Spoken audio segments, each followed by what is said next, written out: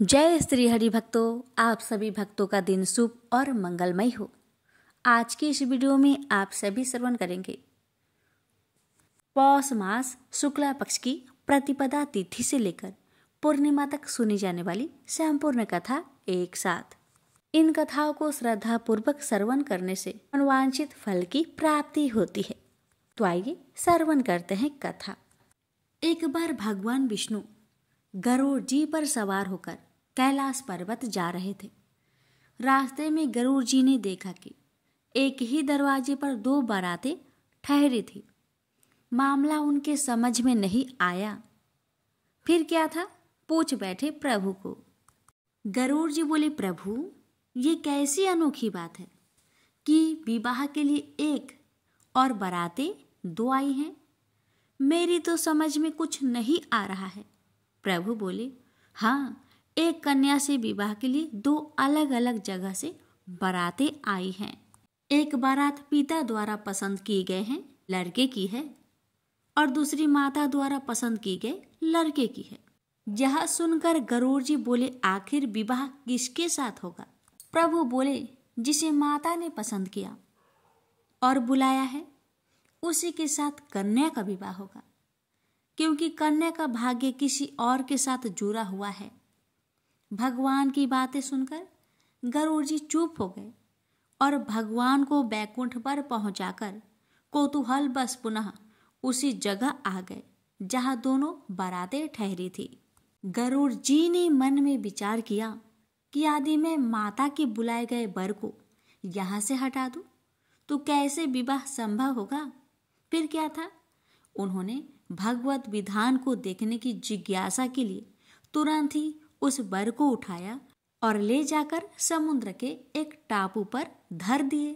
ऐसा कर गरुड़ जी थोड़ी देर के लिए ठहरे भी नहीं थे कि उनके मन में अचानक विचार दौड़ा कि मैं तो इस लड़के को यहाँ उठा लाया हूँ, पर यहाँ तो खाने पीने की कोई व्यवस्था नहीं है। ऐसे में इस निर्जन टापू पर तो यह भूखा ही मर जाएगा और वहां सारी बारात मजे से 56 भोग का आनंद लेगी। यह कतई उचित नहीं है। इसका पाप अवश्य ही मुझे लगेगा। मुझे इसके लिए भी खाने का कुछ इंतजाम तो करना ही चाहिए। यदि विधि का विधान देखना है तो थोड़ा परिश्रम तो मुझे करना ही पड़ेगा। और ऐसा विचार करके वे वापस उसी स्थान पर फिर से आ गए। इधर कन्या के घर पर स्थिति यह थी कि वर के लापता हो जाने से कन्या की माता को बड़ी निराशा हो रही थी, परंतु अब भी वह अपने हठ पर अडिग थी। अतः कन्या को एक भारी टोकरी में बैठाकर ऊपर से फल फूल मेवा मिष्ठान आदि से सजाकर रख दिया, जिसमें कि भोजन सामग्री ले जाने के निमित्त वर पक्ष से लोग आए थे।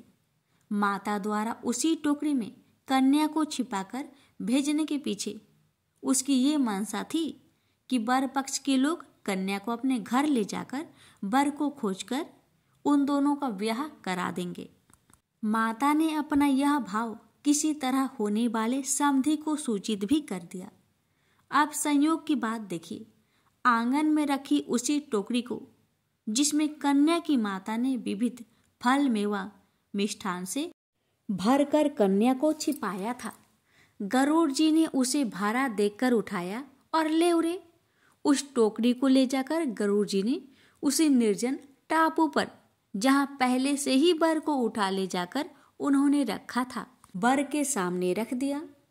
इधर भूख के मारे व्याकुल हो रहे वर ने जैसे ही अपने सामने भोज्य सामग्रियों से भरी टोकरी को देखा तो उसने टोकरी से जैसे ही खाने के लिए फल आदि निकालना शुरू किया तो देखा कि उसमें 16 श्रृंगार की वह युवती बैठी है जिससे कि उनका विवाह होना था।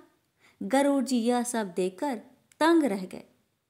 उन्हें निश्चय हो गया कि हरि इच्छा बलवान है, राम किन्हे चाहे सोई होई, करे अन्यथा आस नाही कोई।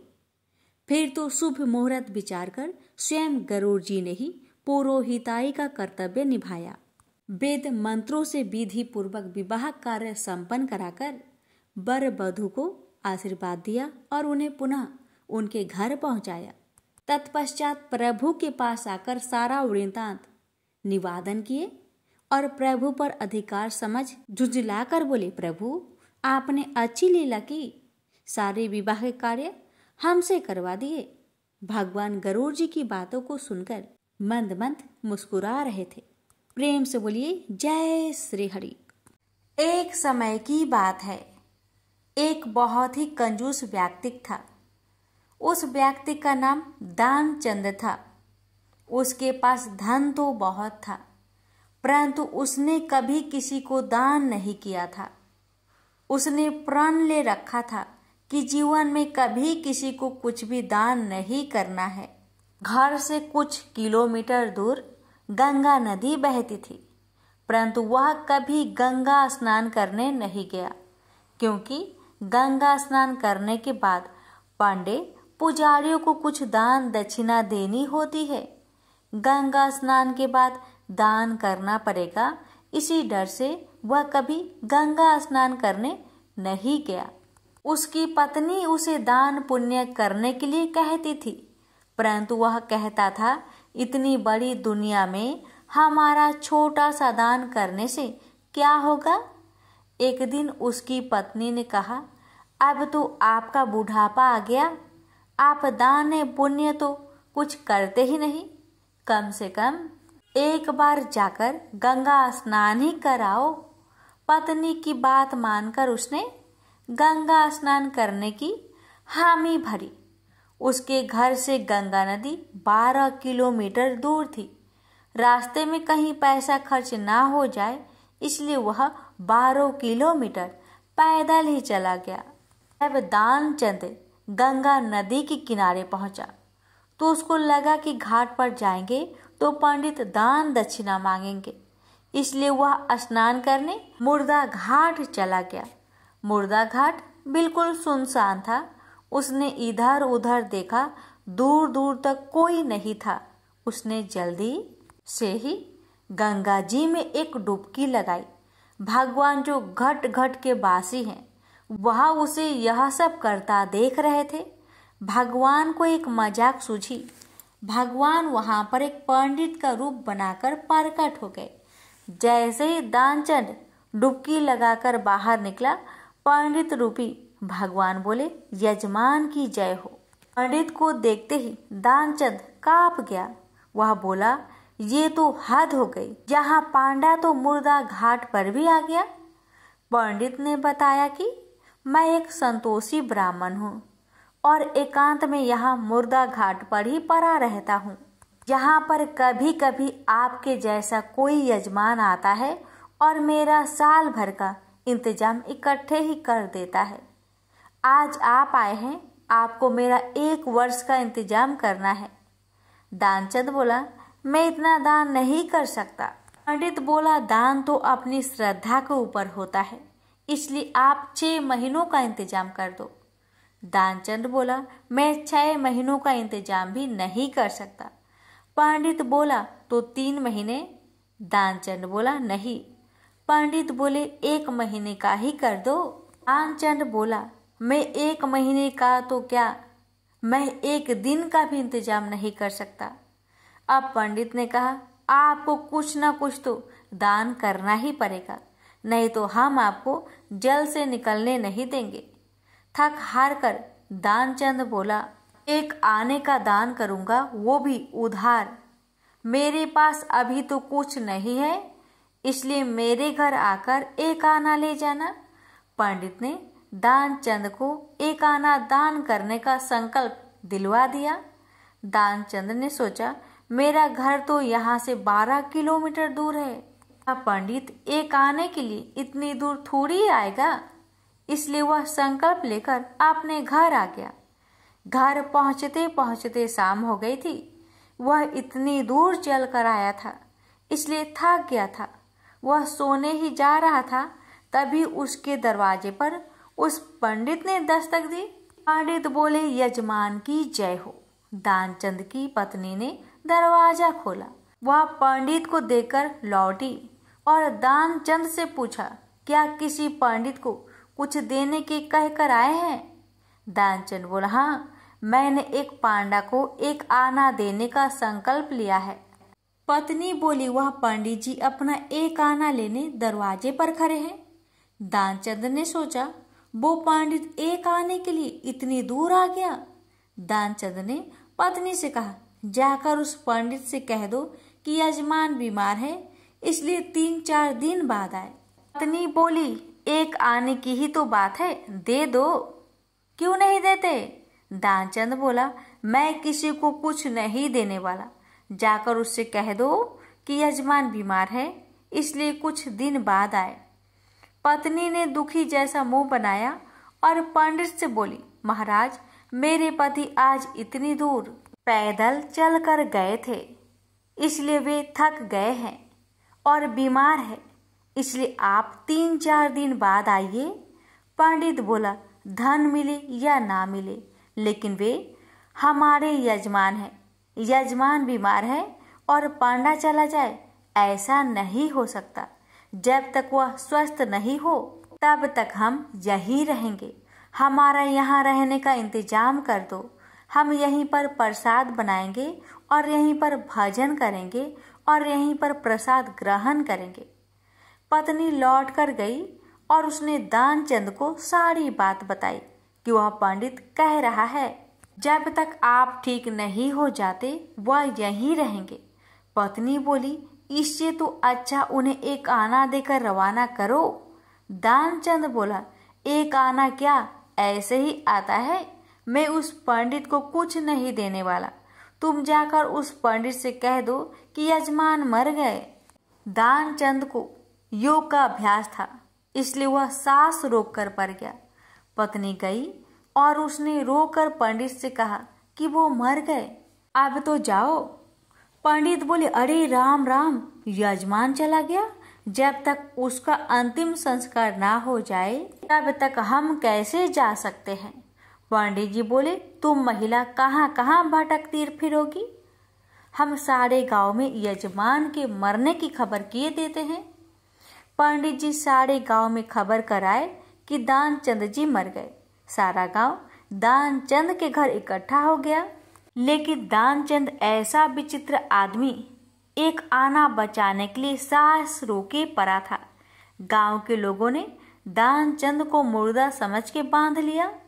अब उसकी पत्नी सही में रोने लगी और रो रो कर बोली, यह मरे नहीं हैं। गांव वाले बोले, बहन, ये तो तुम्हारा मोह है, जाने वाला तो गया, इसलिए धीरज रखो।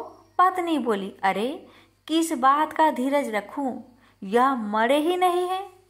गांव वाले दानचंद को बांधकर अंतिम संस्कार के लिए ले गए। पत्नी बेचारी रोती रह गई। लेकिन वह विचित्र आदमी इतना सब कुछ होने के बाद भी सांसें रोके पड़ा था। सबके साथ पंडित बने भगवान भी उनके पीछे पीछे चल दिए। भगवान ने सोचा, हद हो गई, अब कहीं नहीं हारे, पर आज तो इस दानचंद से हम हार गए। ऐसा गजब का विचित्र आदमी हमने कहीं नहीं देखा। एक आना बचाने के लिए यह आदमी बिना मरे पड़ा है और चला जा रहा है। जब दानचंद को लकड़ियां पर रख दिया गया और केवल अग्नि जलानी शेष थी, तब पंडित रूपी भगवान बोले कि यह हमारे यजमान थे, हम इनकी मुक्ति के लिए इनके कान में कुछ मंत्र बोलेंगे। भगवान उनके कान के पास मुंह लेकर गए और बोले, मैं भगवान विष्णु हूँ, मैं बैकुंठ से तुमसे नाता जोड़ने आया हूँ। दानचंद ने जैसे ही सुना कि भगवान बोल रहे हैं, उसने धीरे धीरे आंखें खोली। लेकिन जैसे ही उसने देखा कि यह तो वही पंडित है, उसने फिर से आंखें बंद कर ली। भगवान बोले, हम हार गए, हम तुमसे कुछ नहीं लेंगे, तुम ही हमसे कुछ मांग लो। दानचंद धीरे से बोला, वह एक आना छोड़ दो बस। पंडित रूपी भगवान तथास्तु कहकर वहां से चले गए और दानचंद आंखें खोलकर उठ बैठा। प्रेम से बोली, जय श्री हरि। एक बार की बात है, वृंदावन में एक संत रहा करते थे। उनका नाम था कल्याण। वे बाके बिहारी जी के परम भक्त थे। एक बार उनके पास एक सेठ आया। अब था तो सेठ, लेकिन कुछ समय से उसका व्यापार ठीक से नहीं चल रहा था। उसके व्यापार में बहुत नुकसान हो रहा था। सेठ उन संत के पास गया और उनको अपनी सारी व्यवस्था बताई और कहा, महाराज, मेरे व्यापार में कुछ दिनों से काफी नुकसान हो रहा है, आप कोई उपाय करिए। संत ने कहा, सेठ जी, अगर मैं ऐसा कोई उपाय जानता तो आपको अवश्य बता देता, लेकिन मैं ऐसी कोई विद्या नहीं जानता जिससे मैं आपके व्यापार को ठीक कर सकूं। ये मेरे बस में नहीं है। हमारा तो एक ही सहारा है, बिहारी जी। इतनी बात हो ही पाई थी कि बिहारी जी के मंदिर खुलने का समय हो गया। संत सेठ जी को बिहारी जी के मंदिर में ले आए और अपने हाथ को बिहारी जी की ओर करते हुए सेठ जी को बोले, आपको जो कुछ भी मांगना है, जो कुछ भी कहना है, इनसे कह दो, ये सबकी मनोकामनाओं को पूर्ण कर देते हैं। सेठ जी ने बिहारी जी से प्रार्थना की। 2-4 दिन वृंदावन में रुके और फिर चले गए। कुछ समय बाद सेठ जी का सारा व्यापार धीरे धीरे ठीक हो गया। अब सेठ जी समय समय पर बिहारी जी के दर्शन करने वृंदावन आने लगे, लेकिन कुछ समय बाद सेठ जी थोड़े अस्वस्थ हो गए। वृंदावन आने की शक्ति भी अब उनके शरीर में नहीं रही। एक बार उनका एक जानकार वृंदावन धाम की यात्रा पर जा रहा था। इस बात को जानकर सेठ जी को बड़ी प्रसन्नता हुई। सेठ जी ने उसे कुछ पैसे दिए, 720 रुपए, और कहा कि ये धन तू बिहारी जी की सेवा में लगा देना और उनको पोशाक धारण करवा देना। वो भक्त जब वृंदावन आया तो उसने सेठ जी के कहे अनुसार बिहारी जी के लिए पोशाक बनवाई और उनको भोग भी लगवाया। लेकिन इन सब व्यवस्था में धन थोड़ा ज्यादा खर्च हो गया। लेकिन उस भक्त ने सोचा, चलो कोई बात नहीं, थोड़ी सेवा बिहारी जी की हमसे भी बन गई। बिहारी जी किसी का उद्धार नहीं रखते। अब इधर मंदिर बंद हुआ तो बिहारी जी रात को सेठ जी के सपने में पहुंच गए। सेठ जी को सपने में बिहारी जी ने कहा, तुमने जो मेरी सेवा भेजी थी वो मैंने स्वीकार की है, लेकिन उस सेवा में 249 रुपए ज्यादा लगे हैं। तुम उस भक्त को ये रुपए लौटा देना। ऐसा कहकर बिहारी जी अंतर्ध्यान हो गए। सेठ जी की जब आँख खुली तो वे बिहारी जी की लीला देखकर आश्चर्यचकित रह गए। सेठ जी जल्दी जल्दी तैयार होकर उस भक्त के घर पहुंच गए और उसको सारी बात बताई। ये सब जानकर वो भक्त भी आश्चर्यचकित रह गया कि ये बात तो सिर्फ मैं जानता था और तो मैंने किसी को बताई भी नहीं। सेठ जी ने उनको वो 249 रुपए दिए और कहा, मेरे सपने में श्री बिहारी जी आए थे, वो ही मुझे ये सब बात बताकर गए हैं।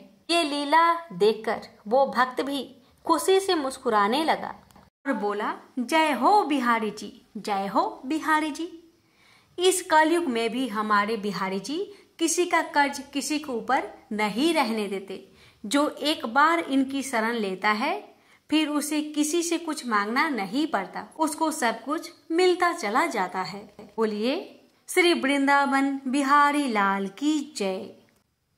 एक दिन रुक्मणी ने भोजन के बाद श्री कृष्ण को दूध पीने को दिया। दूध ज्यादा गर्म होने के कारण श्री कृष्ण के हृदय में लगा और उनके श्री मुख से निकला, हे राधे। सुनते ही रुक्मणी बोली, प्रभु ऐसा क्या है राधा जी में जो आपकी हर सांस पर उनकी ही नाम होता है? मैं भी तो आपसे अपार प्रेम करती हूँ, फिर भी आप हमें नहीं पुकारते। श्री कृष्ण ने कहा, देवी आप कभी राधा से मिली हैं? और मंद मंद मुस्कुराने लगे। अगले दिन रुक्मणी राधा जी से मिलने उनके महल में पहुंची।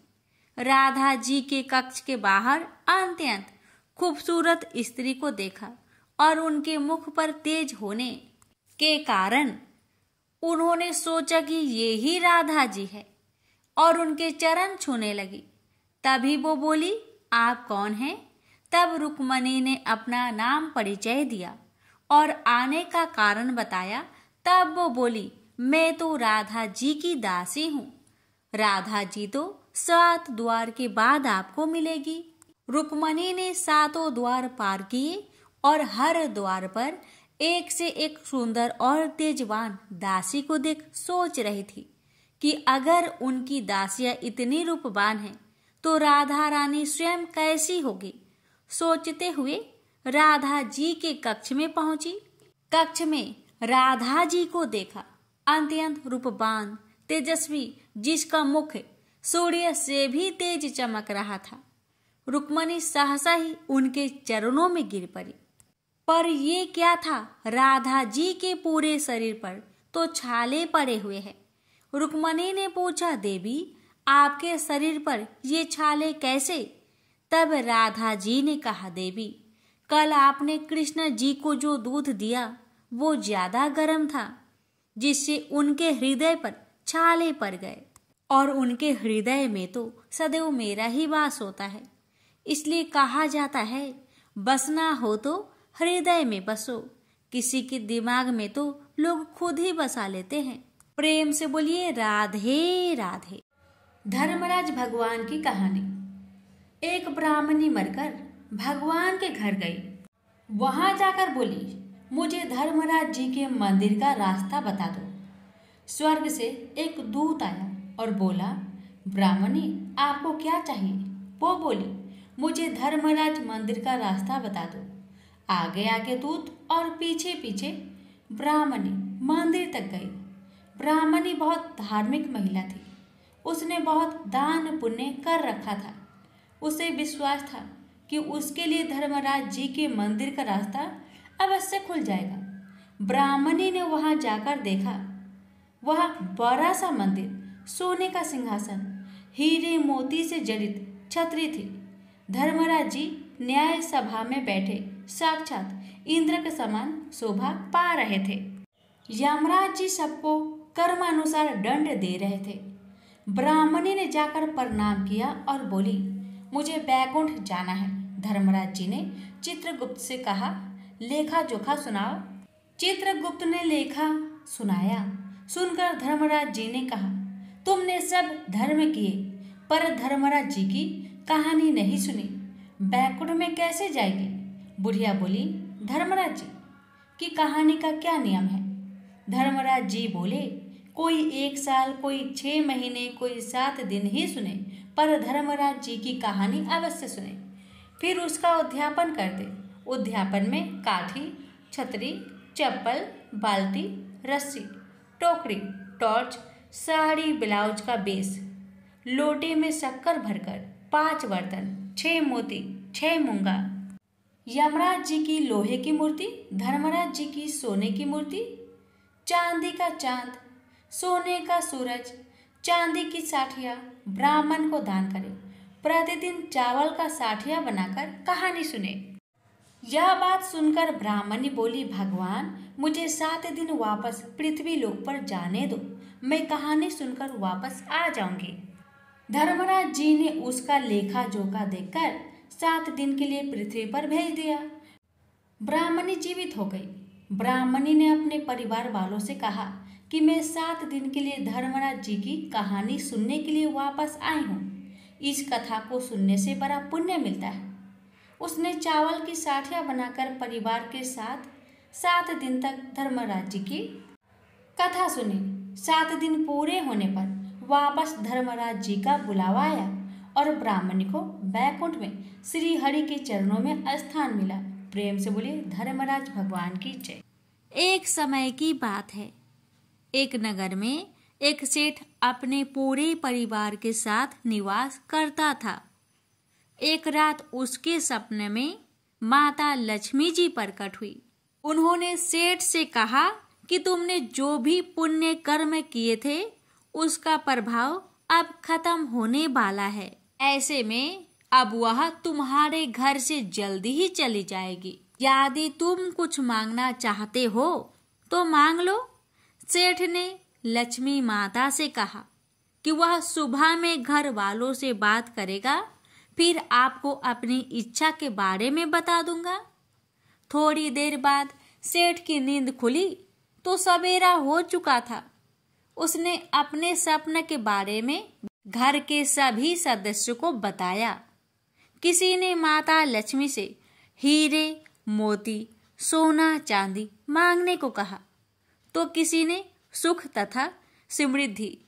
सबसे अंत में सेठ की छोटी बहू ने कहा कि पिताजी, जब माता लक्ष्मी जी को चले ही जाना है तो फिर उनकी दी हुई वस्तु कितने दिनों तक रह पाएगी? यह वस्तुएं एक न एक दिन तो खत्म हो ही जाएगी।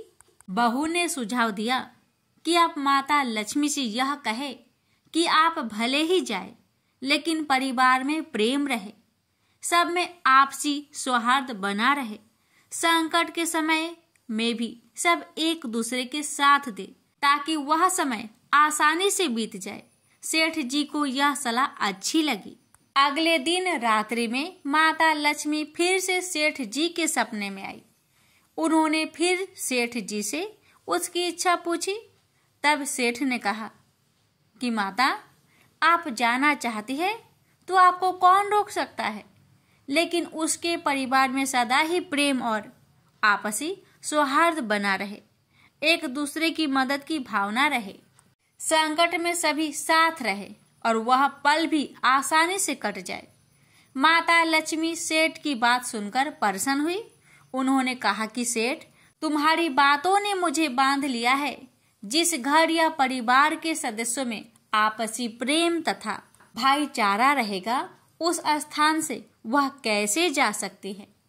इस प्रकार माता लक्ष्मी ने संदेश दिया कि जिन परिवार में आपसी प्रेम, प्रसन्नता, भाईचारा बना रहता है, संकट में सब साथ होते हैं, वहीं पर वो वास करती है।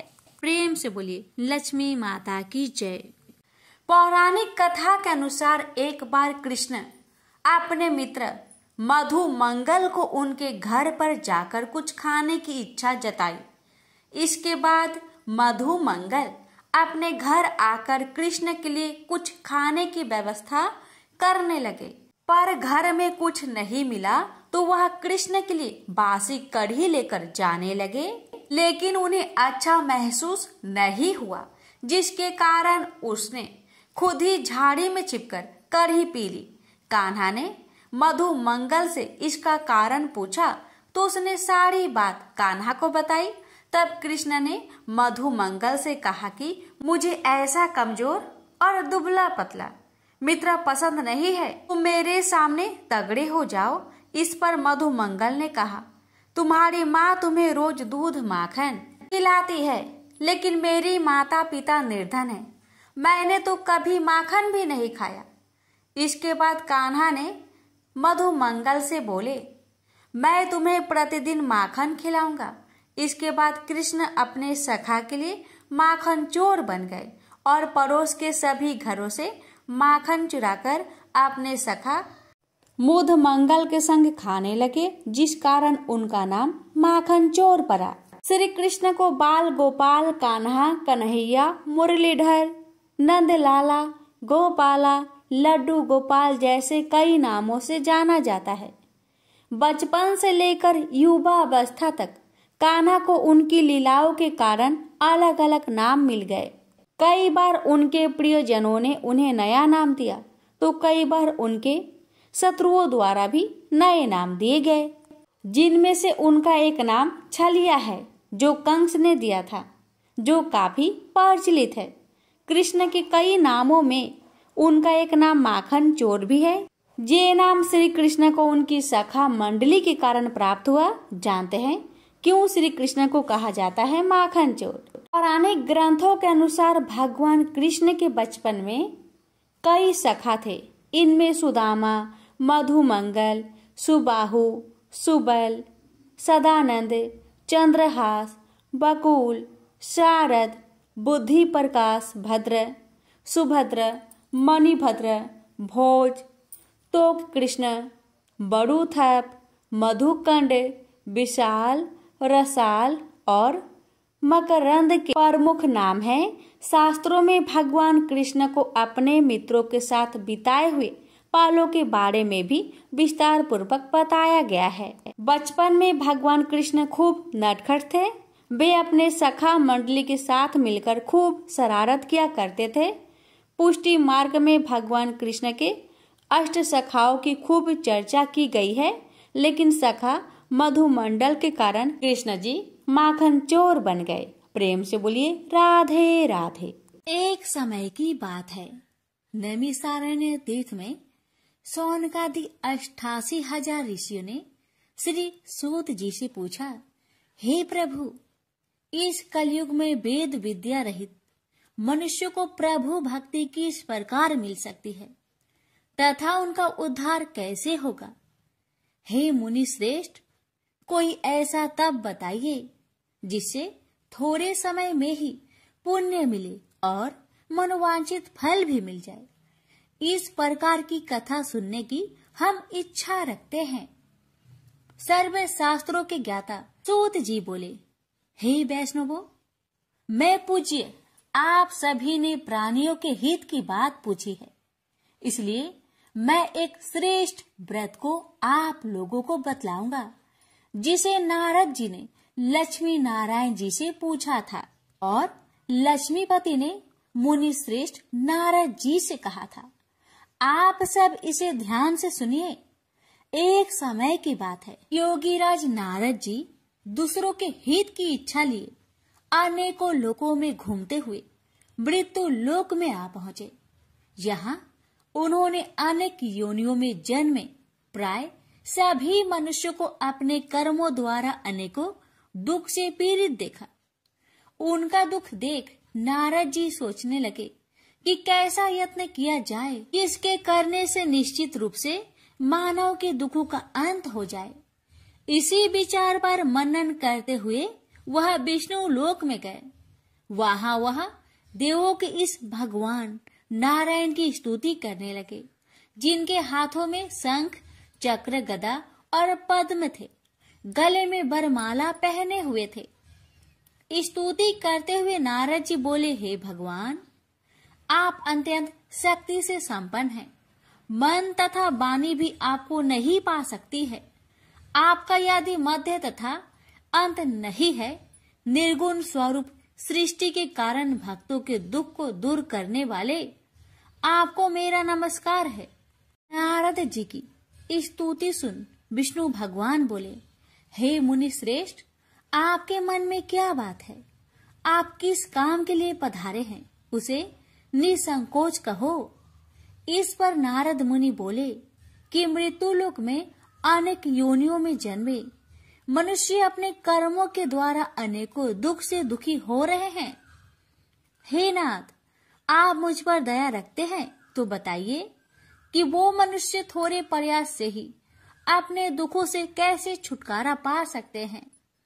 श्री हरि बोले, हे नारद, मनुष्य की भलाई के लिए तुमने बहुत ही अच्छी बात पूछी है, जिसके करने से मनुष्य मोह से छूट जाता है। वह बात मैं कहता हूँ, उसे सुनो। स्वर्ग लोक व मृत्यु लोक दोनों में एक दुर्लभ उत्तम व्रत है जो पुण्य देने वाला है। आज प्रेम वश होकर मैं उसे तुमसे कहता हूँ। श्री सत्यनारायण भगवान का यह व्रत अच्छी तरह विधान पूर्वक करके मनुष्य तुरंत ही यहाँ सुख भोग कर मरने पर मोक्ष पाता है। श्री हरि के वचन सुन नारद जी बोले कि उस व्रत का फल क्या है और उसका विधान क्या है। यह व्रत किसने किया था, इस व्रत को किस दिन करना चाहिए, सभी कुछ विस्तार से बताए। नारद की बात सुनकर श्री हरि बोले, दुख व शोक को दूर करने वाला यह व्रत सभी स्थानों पर विजय दिलाने वाला है। मानव को भक्ति व श्रद्धा के साथ शाम को श्री सत्यनारायण की पूजा धर्म परायण होकर ब्राह्मणों व बंधुओं के साथ करनी चाहिए। भक्ति भाव से ही नैवेद्य केले का फल, घी, दूध और गेहूं का आटा सवाया ले। गेहूं के स्थान पर साठी का आटा, शक्कर तथा गुड़ लेकर वह सभी भक्षण योग्य पदार्थों को मिलाकर भगवान का भोग लगाए। ब्राह्मणों सहित बंधु बांधवों को भी भोजन कराए। उसके बाद स्वयं भोजन करे और भजन कीर्तन के साथ भगवान की भक्ति में लीन हो जाए। इस तरह से सत्यनारायण भगवान का यह व्रत करने पर मनुष्य की सारी इच्छाएं निश्चित रूप से ही पूरी होती है। इस कली काल अर्थात कलयुग में मृत्यु लोक में मोक्ष का यही एक सरल उपाय है। इति श्री सत्यनारायण व्रत कथा प्रथम अध्याय संपूर्ण। श्रीमन नारायणे नारायणे नारायण, भज मन नारायणे नारायणे नारायण। श्री सत्यनारायण भगवान की जय। सूत जी बोले, हे ऋषियों, जिसने पहले समय में इस व्रत को किया था उसका इतिहास कहता हूँ, ध्यान से सुनो। सुंदर काशीपुरी नगरी में एक अत्यंत निर्धन ब्राह्मण रहता था। भूख प्यास से परेशान हुआ धरती पर घूमता रहता था। ब्राह्मणों से प्रेम करने वाले भगवान ने एक दिन ब्राह्मण का वेश धारण कर उसके पास जाकर पूछा, हे ब्रीप, नित्य दुखी होकर तुम पृथ्वी पर क्यों घूमते हो? दीन ब्राह्मण बोला, मैं निर्धन ब्राह्मण हूँ, भिक्षा के लिए धरती पर घूमता हूँ। हे भगवान, यदि आप इसका कोई उपाय जानते हो तो बताइए। वृद्ध ब्राह्मण कहता है कि सत्यनारायण भगवान मनोवांछित फल देने वाले हैं, इसलिए तुम उनका पूजन करो। इसे करने से निश्चय सभी दुखों से मुक्त हो जाता है। वृद्ध ब्राह्मण बनकर आए सत्यनारायण भगवान उस निर्धन ब्राह्मण को व्रत का सारा विधान बताकर अंतर्ध्यान हो गए। मन ही मन सोचने लगा कि जिस व्रत को वृद्ध ब्राह्मण करने को कह गया है मैं उसे जरूर करूंगा। यह निश्चय करने के बाद उसे रात में नींद नहीं आई। वह सवेरे उठकर सत्यनारायण भगवान के व्रत का निश्चय कर भिक्षा के लिए चला गया। उस दिन निर्धन ब्राह्मण को भिक्षा में बहुत धन मिला, जिससे उसने बंधु बांधवों के साथ मिलकर श्री सत्यनारायण भगवान का व्रत संपन्न किया। भगवान सत्यनारायण का व्रत संपन्न करने के बाद वह निर्धन ब्राह्मण सभी दुखों से छूट गया और अनेक प्रकार की संपत्तियों से युक्त हो गया। उसी समय से यह ब्राह्मण हर माह इस व्रत को करने लगा। इस तरह से सत्यनारायण भगवान के व्रत को जो भी मनुष्य करेगा वह सभी प्रकार के पापों से छूटकर मोक्ष को प्राप्त होगा। जो मनुष्य इस व्रत को करेगा वह भी सभी दुखों से मुक्त हो जाएगा। सूत जी बोले कि इस तरह से नारद जी से नारायण जी का कहा हुआ श्री सत्यनारायण व्रत को मैंने तुमसे कहा। हे ब्रीपो, मैं अब और क्या कहूँ? ऋषि बोले, हे मुनिवर, संसार में उस ब्रीप से सुनकर और किस किस ने इस व्रत को किया, हम सब इस बात को सुनना चाहते हैं। इसके लिए हमारे मन में श्रद्धा का भाव है। सूत जी बोले, हे मुनियों, जिसने इस व्रत को किया है वह सब सुनो। एक समय वही ब्रीप धन व ऐश्वर्य के अनुसार अपने बंधु बांधवों के साथ इस व्रत को करने को तैयार हुआ। उसी समय एक लकड़ी बेचने वाला बूढ़ा आदमी आया और लकड़ियां बाहर रखकर अंदर ब्राह्मण के घर में गया। प्यास से दुखी हुआ लकड़हारा उनको व्रत करते देख ब्रीप को नमस्कार कर पूछने लगा कि आप यह क्या कर रहे हैं तथा इसे करने से क्या फल मिलेगा, कृपया मुझे भी बताइए। ब्राह्मण ने कहा कि सब मनोकामनाओं को पूरा करने वाला यह सत्यनारायण भगवान का व्रत है। इनकी कृपा से ही मेरे घर में धन्य धान्य आदि की वृद्धि हुई है। ब्रीप से सत्यनारायण व्रत के कथा के बारे में जानकर लकड़हारा बहुत प्रसन्न हुआ। चरणामृत लेकर वह प्रसाद खाने के बाद वह अपने घर गया। लकड़हारे ने अपने मन में संकल्प किया कि आज लकड़ी बेचने से जो धन मिलेगा उसी से श्री सत्यनारायण भगवान का उत्तम व्रत करूंगा। मन में इस विचार को ले बूढ़ा आदमी सिर पर लकड़ियां रख उस नगर में बेचने गया जहां धनी लोग ज्यादा रहते थे। उस नगर में उसे अपनी लकड़ियों का दाम पहले से 4 गुना अधिक मिलता है। बूढ़ा प्रसन्नता के साथ दाम लेकर केले, शक्कर, घी, दूध, दही और गेहूं का आटा ले और सत्यनारायण भगवान की व्रत की अन्य सामग्रियां लेकर अपने घर गया। वहां उसने अपने बंधु बांधवों को बुलाकर विधि विधान से सत्यनारायण भगवान का पूजन और व्रत किया। इस व्रत के प्रभाव से वह बूढ़ा लकड़हारा धन पुत्र आदि से युक्त होकर संसार के समस्त सुख भोग अंत काल में बैकुंठ धाम को चला गया। इति श्री सत्यनारायण व्रत कथा 2 अध्याय संपूर्ण। श्रीमन नारायणे नारायणे नारायणे भज मन नारायणे नारायणे नारायणे। श्री सत्यनारायण भगवान की जय। सूत जी बोले, हे श्रेष्ठ मुनियों, अब आगे की कथा कहता हूँ। पहले समय में उल्कामुख नाम का एक बुद्धिमान राजा था। वह सत्य वक्ता और जितेंद्रिय था। प्रतिदिन देव स्थानों पर जाता और निर्धनों को धन देकर उनके कष्ट दूर करता था। उसकी पत्नी कमल के समान मुख वाली तथा सती साध्वी थी।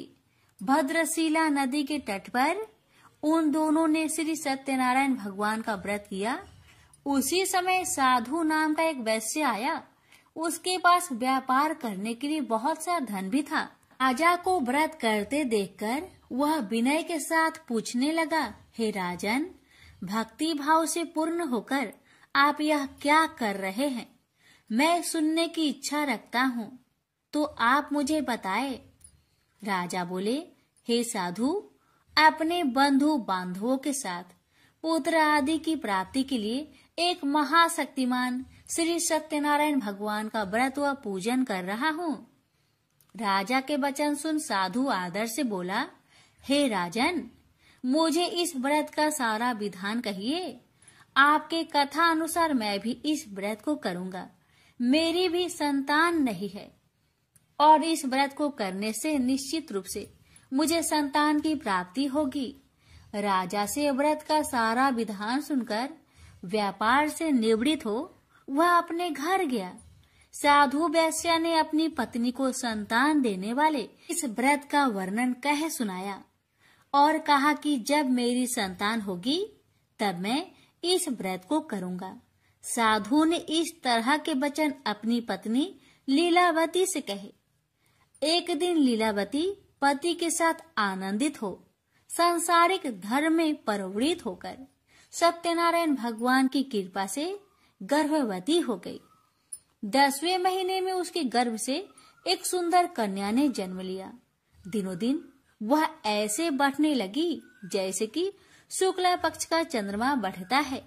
माता पिता ने अपनी कन्या का नाम कलावती रखा। एक दिन लीलावती ने मीठे शब्दों में अपने पति को याद दिलाया कि आपने सत्यनारायण भगवान के जिस व्रत को करने का संकल्प किया था उसे करने का समय आ गया है। आप इस व्रत को करिए। साधु बोला कि हे प्रिय, इस व्रत को मैं उसके विवाह पर करूँगा। इस प्रकार अपनी पत्नी को अवशासन देकर वह नगर को चला गया। कलावती पिता के घर में रह वृद्धि को प्राप्त हो गई। साधु ने एक बार नगर में अपनी कन्या को सखियों के साथ देखा तो तुरंत ही दूत को बुलवाया और कहा कि मेरी कन्या की योग वर देखकर आओ। साधु की बात सुनकर दूत कंचन नगर में पहुंचा और वहां देखभाल कर लड़की के सुयोग बनिक पुत्र को ले आया। सुयोग लड़के को देख साधु ने बंधु बांधवों को बुलाकर अपनी पुत्री का विवाह कर दिया। लेकिन दुर्भाग्य की बात ये कि साधु ने अभी भी श्री सत्यनारायण भगवान का व्रत नहीं किया। इस पर श्री भगवान क्रोधित हो गए और श्राप दिया कि साधु को अत्यधिक दुख मिले। अपने कार्य में कुशल साधु बनिया जमाई को लेकर समुद्र के पास स्थित होकर रत्नासारपुर नगर में गया। वहां जाकर दामाद ससुर दोनों मिलकर चंद्रकेतु राजा के नगर में व्यापार करने लगे। एक दिन भगवान सत्यनारायण की माया से एक चोर राजा का धन चुराकर भाग रहा था। उसने राजा के सिपाहियों को अपना पीछा करते देख चुराया हुआ धन वहां रख दिया जहां साधु अपने जामाई के साथ ठहरा हुआ था। राजा के सिपाहियों ने साधु वैश्य के पास राजा का धन पड़ा देखा तो वह ससुर जामाई दोनों को बांधकर प्रसन्नता से राजा के पास ले गए और कहा कि उन दोनों चोरों को हम पकड़ लाए हैं। आप आगे की कार्यवाही की आज्ञा दे। राजा की आज्ञा से उन दोनों को कठिन कारावास में डाल दिया गया और उनका सारा धन भी उनसे छीन लिया गया। श्री सत्यनारायण भगवान के शराप से साधु की पत्नी भी बहुत दुखी हुई। घर में जो धन रखा था उसे चोर चुरा ले गए।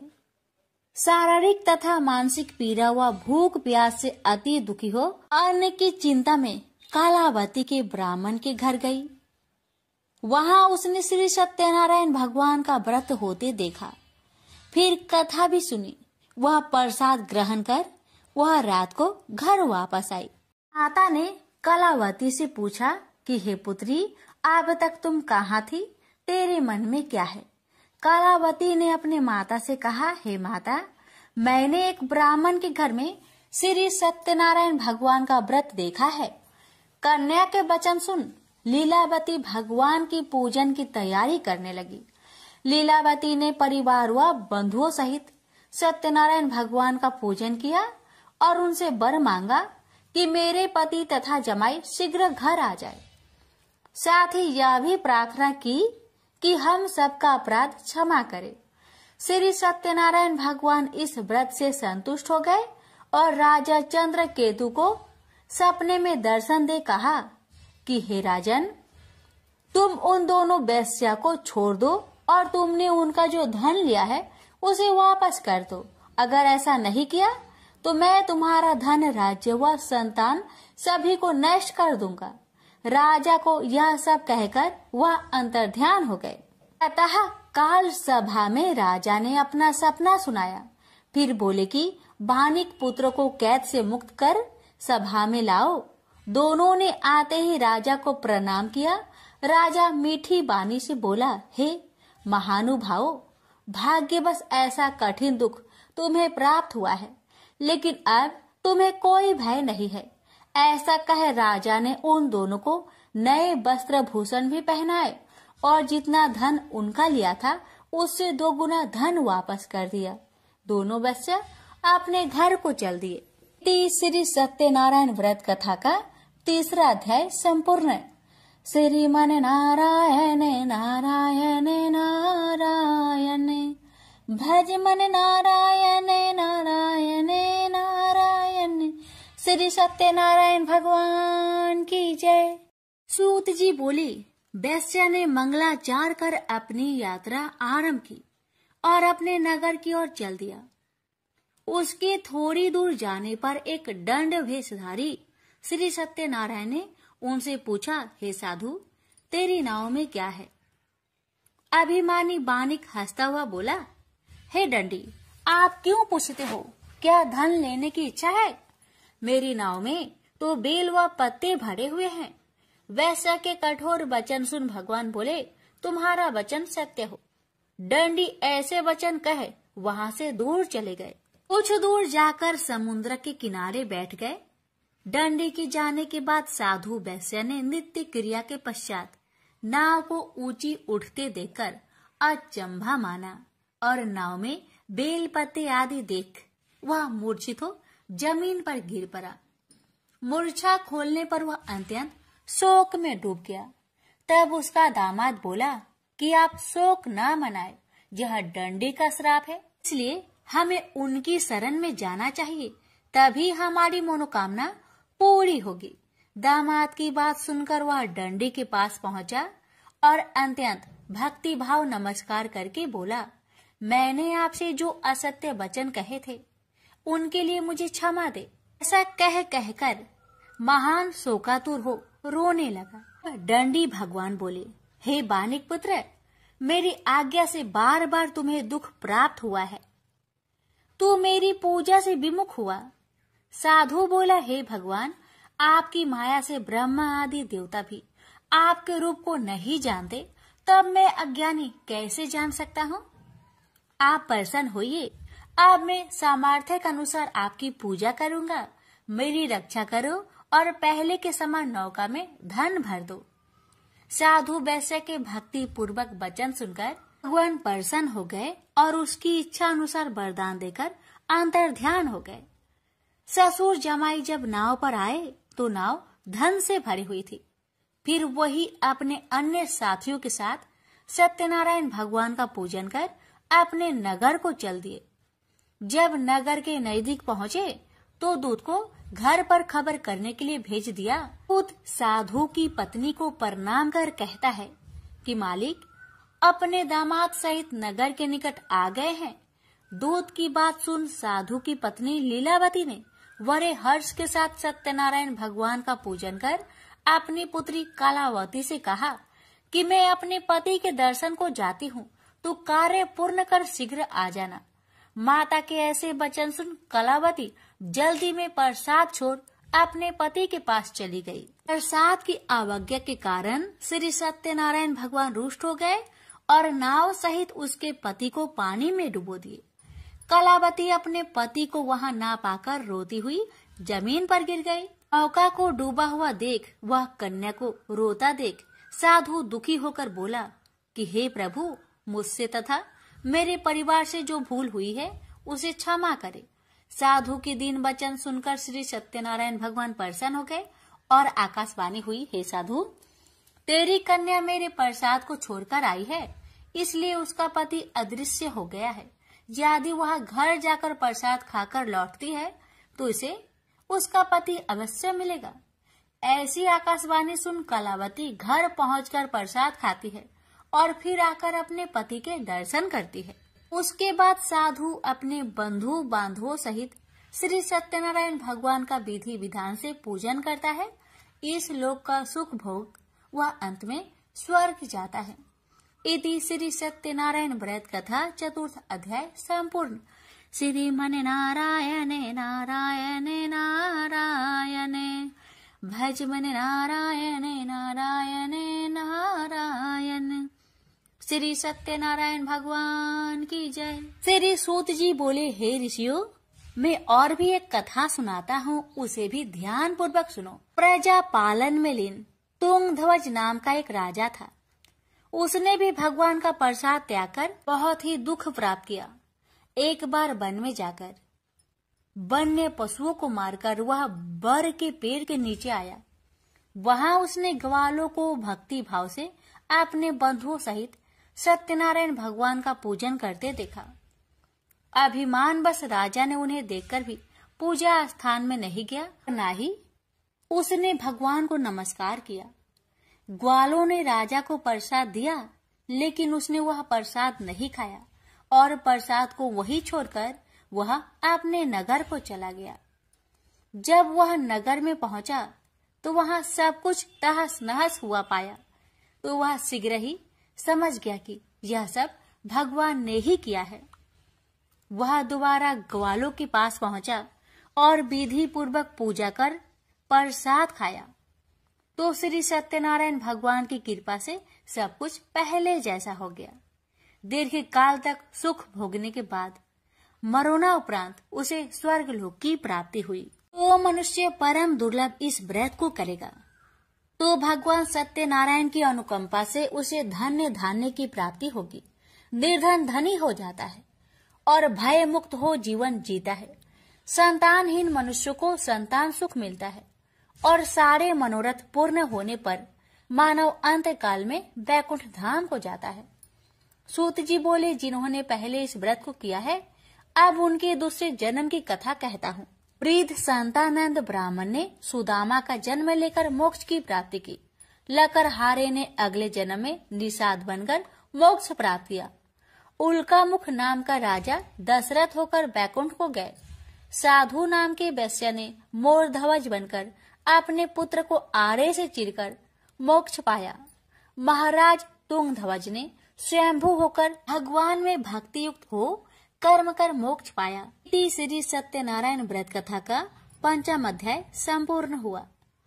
श्रीमन नारायण नारायण नारायण भज मन नारायण नारायण नारायण। श्री सत्यनारायण भगवान की जय। सत्यनारायण भगवान की आरती। जय लक्ष्मी रमना स्वामी, जय लक्ष्मी रमना, सत्यनारायण स्वामी जनपात के हरिना। ओम जय लक्ष्मी रमना स्वामी, जय लक्ष्मी रमना, रत्न जरित सिंहासन अद्भुत छवि राजे, नारद करत नीराजन, घंटा ध्वनि बाजे। ओम जय लक्ष्मी रमना, स्वामी जय लक्ष्मी रमना। प्रकट भय काली कारण, द्विज को दर्श दियो, बूढ़ा ब्राह्मण बनकर कंचन महल कियो। ओम जय लक्ष्मी रमना, स्वामी जय लक्ष्मी रमना। दुर्बल भील कठारो, जिन पर कृपा करी, चंद्रचूड़ एक राजा, तिनकी विपत्ति हारी। ओम जय लक्ष्मी रमना, स्वामी जय लक्ष्मी रमना। वैश्य मनोरथ पावो, श्रद्धा तज दिन ही, सो फल भोग्यो प्रभु जी, फिर स्तुति किन्ही। ओम जय लक्ष्मी रमना, स्वामी जय लक्ष्मी रमना। भाव भक्ति के कारण ने छिन छिन रूप धरियो, श्रद्धा धारण किन्ही तिनको काज सरियो। ओम जय लक्ष्मी रमना, स्वामी जय लक्ष्मी रमना। ग्वाल वाल संग राजा, वन में भक्तिकारी, मनोवांछित फल दीन्हो, दीन दयाल हरि। ओम जय लक्ष्मी रमना, स्वामी जय लक्ष्मी रमना। चढ़त प्रसाद सवायो, कदली फल मेवा, धूप दीप तुलसी से राजी सत्य देवा। ओम जय लक्ष्मी रमना, स्वामी जय लक्ष्मी रमना। श्री सत्यनारायण जी की आरती जो कोई नर गावे, रिद्धि सिद्धि सुख संपत्ति सहज रूपे पावे। जय लक्ष्मी रमना, स्वामी जय लक्ष्मी रमना। सत्यनारायण स्वामी जन पातक हरना। प्रेम से बोलिए श्री सत्यनारायण भगवान की जय।